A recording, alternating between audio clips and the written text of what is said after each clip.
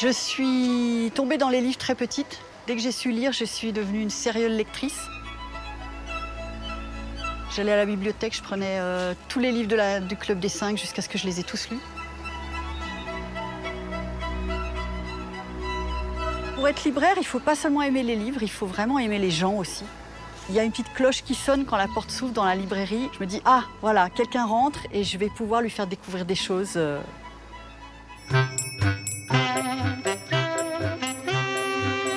C'est une phrase de Diderot dans les lettres à Sophie Volant. J'écris sans voir, partout où il n'y a rien, lisez que je vous aime. Et ça, rien que de le dire, ça me donne des frissons, quoi. Céline, Voyage au bout de la nuit. J'ai essayé plusieurs fois de le commencer, j'arrive jamais au-delà de la 2e page. J'ai un copain qui me dit toujours « Comment t'es libraire et t'as jamais lu Voyage au bout de la nuit? C'est pas possible. » On peut être libraire sans avoir lu les grands classiques.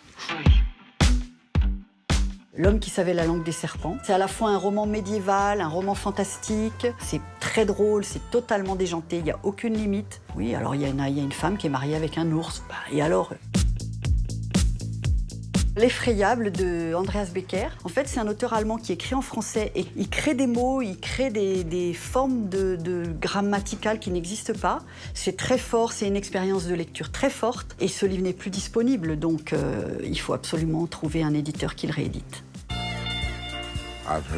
Ah, Dany Laferrière. Il fait partie de ces écrivains qui vraiment ont une liberté d'utilisation de la langue française, une poésie, et il est dans l'autofiction, mais sa façon de se mettre en scène sans jamais se mettre en avant, ça c'est la suprême élégance.